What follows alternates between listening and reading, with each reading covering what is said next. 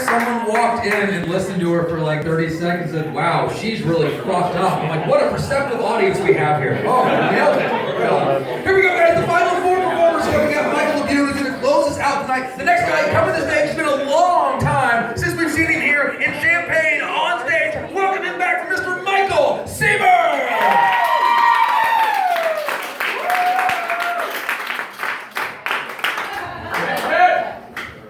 So I've been trying to figure out ways of saving time in my life. So I removed the word duck and all forms the word duck from my phone. That's really starting to add up. I have a lot of free time at work though, so I've been thinking about things like unconditional love. What do people get out of that? That joke's a thinker. That coffee that's made out of monkey shit. Is it vegan? Is it ever okay to ask a Native American, hey, where's your pioneer spirit? Yeah, this is where it starts turning, by the way, people. When I was 15, my parents told me if you didn't stop masturbating, you'd go blind. And I thought, seemed like a fair trade. I read somewhere that to the brain, a sneeze is the same thing as an orgasm, which I thought, that's ridiculous. I've never once sneezed from someone choking me. So, that may be the funniest fucking thing I've ever said. So, I had a bad breakup a couple years ago with my longtime girlfriend of like 8 years. And, you know, the cops were right. They really were. We loved too hard. We loved too strong. If anybody wants to know when's the best time to take unsolicited advice from a cop, it's when you're handcuffed in the back of the squad car and everything you love is on fire in the front fucking yard. So, I'm not gonna say this led up to the breakup, but when a girl says, let's have sex like they do in the movies, make sure you know what genre of movie she's talking about. Alright? So I started doing what most guys do whenever they go through a breakup. I looked at some of my exes on Facebook, tried to get some pity sex. Oh man. The last 3 I dated before her, one's a lesbian, the other one only dates black guys, and the third one's now named Brandon, and him and his wife are looking forward to adopting their first baby. So I was like, all right, I gotta get my A game back. That's when I realized I didn't have an A game. It was more of a C+ game. So I was like, you know what? I'm gonna go get my emotional demons worked out. I'm gonna go see a psychiatrist, whoever gives drugs. I wanted drugs. And it turns out I suffer from ADHD, ED, and I'm bipolar. I bring a lot to the table. So one night I got bored, and I took my Adderall, Cialis, and bipolar medicine all at once. I was really focused on the erection that I had. But I still ended up having mixed feelings about it. So I started doing what most guys do when they're like 35 to older, when they're single. I started dating 20-year-olds. Oh, that was a fucking mistake.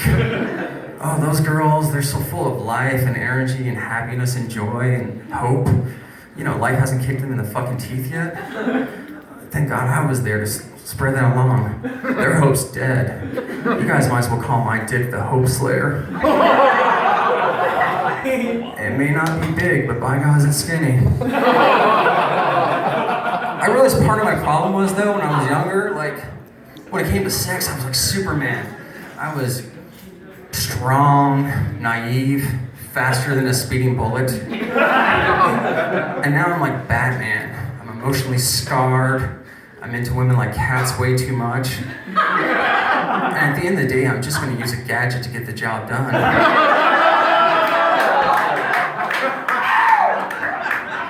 And the worst part of dating them was, after we were done with whatever it is they would let me do to them, they'd want to go do stuff like, let's go out, let's drink, let's see people.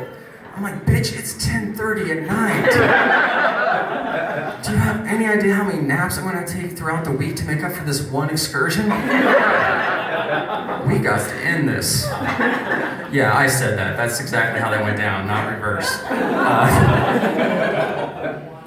So I was like, you know what? I need to start dating women my own age. So I went online and I met a woman my own age. college, and we had a really good first date, and you know, the conversation was stimulating, liquor was flowing, but we both could give legal consent, and 3 people got that joke, that's all that matters.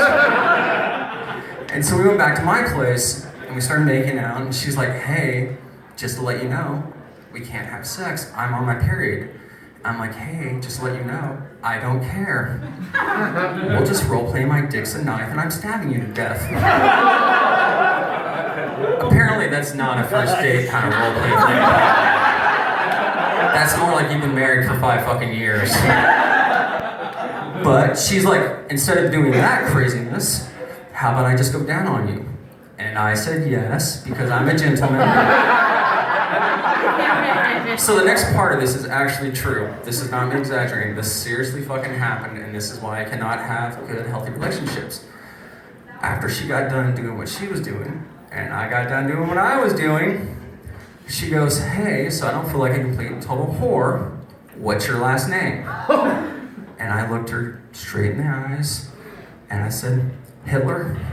It's an old family name. My name is Mike Siebert, everybody. You guys have a good night.